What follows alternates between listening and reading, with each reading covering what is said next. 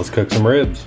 All right, we're back. We're doing ribs. I'm Ian. David. And I forget what episode number this is. It's probably like 4-ish. It's our last test cook.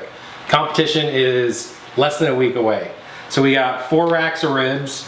We're gonna be cooking today. We're gonna try seasoning them all maybe a little different, get some variety, and we're gonna get them on the Rectech later. So through the magic of editing, we're gonna open these ribs. Okay, so we got the ribs undone.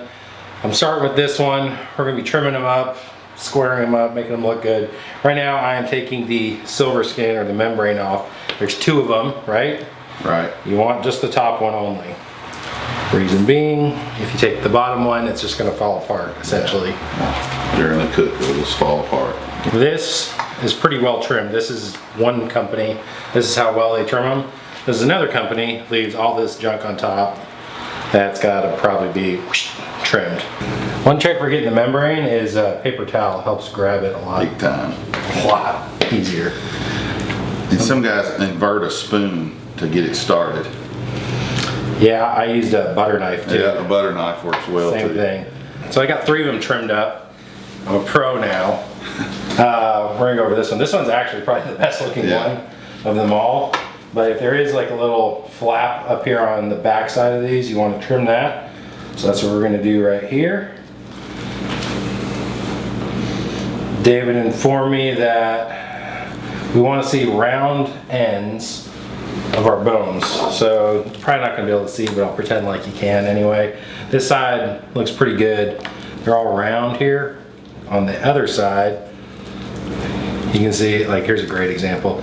See how they're really long? Like it goes from here way out to there. It means we gotta trim this side to make it look good.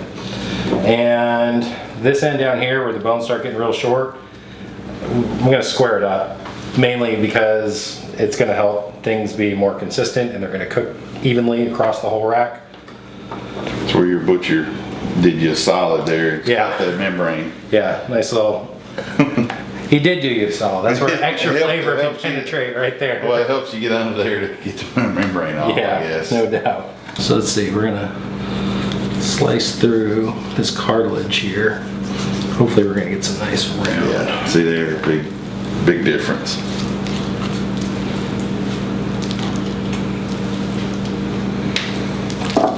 See, you get nice little circles.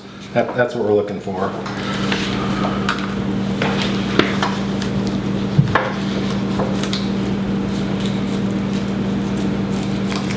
Yeah, all the way across. That's going to be a good rack.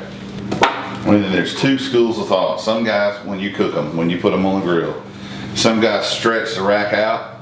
You see how they kind of accordion? Yep. Some guys stretch them out. Yeah. Some guys push them together. What do you do? I think I typically kind of I'll stretch them. Yeah, and just let I it mean, drop. whatever you do, you want to do all of them the same way. Yeah. To have them be done at the same time. I really haven't tried it either way. I always kind of just bunch mine together. Do you really? I've never tried it the other way. I think I just kind of. Yeah. I don't like pull. Right. I just put them down. Yeah, however they lay naturally. That's There's good. 3 schools of thought. Yeah. You scrunch it together, you pull them apart, or you just put them on the smoker. Yeah. All right, so we got this one all trimmed up. I'm gonna clean up here, and we're gonna put some rub on these things. So, cut. Obviously, we have nothing in front of us. It's because the pork is to my left, and we're gonna rub these down.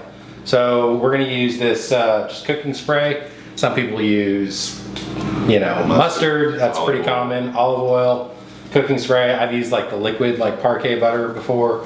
Basically, you just need some kind of binder. You're not really probably adding any flavor, but yeah, that's what you need so the rub can stick to it. So we're gonna get our first rack here and rub this thing up.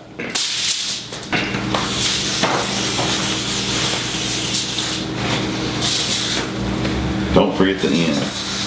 All right, we're gonna do a couple different variations. So in the past, I've used this Smoking Guns Hot as a base and then finish it with the Marvelous Cherry, which we did in the, what was it? The pork butt video, that's right. There we go, Marvelous Cherry. And so that's what we're gonna do on at least one of them.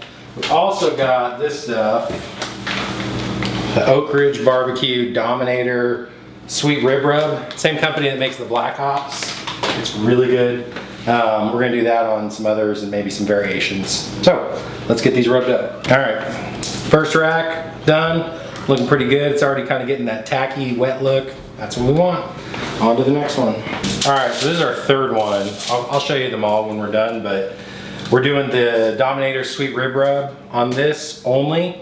The second one that I'll show you in a minute, we did just the barbecue rub. I did the quotes. The barbecue rub, period. And then the last one, I'm actually gonna do a little bit of the smoking guns and then the sweet on top of that. And we're gonna see what we get out of this.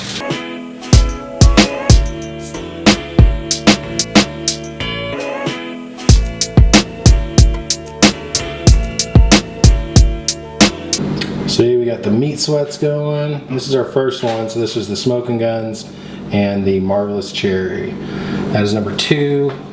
It's the Killer Hogs, the barbecue rub only on that one. It's got really good color. I mean, it looks good. This one right here is the Dominator only, and this one is the smoking guns with the Dominator on top of that. So these got a sweat just like the other ones do, and then we will be getting this going pretty soon. All right, so I'm gonna have David put these on so I can do the talking and run the video camera. That's what friends are for. Ooh, sunlight. I'll get the door after you. All right, so we got the Rec Tech up to 235. That is my temperature I'm gonna go with for the competition. So let's get this bad boy opened up.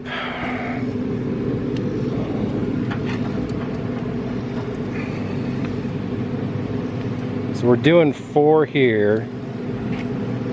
And for the competition, I'm actually only doing 3 racks. I'm probably gonna have them down on this end.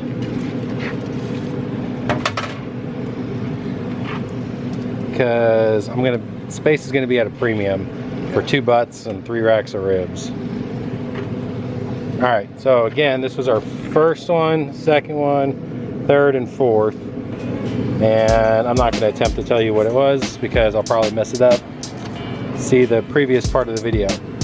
So we are gonna close the smoker and we're gonna wait about 3 hours and we're gonna check it.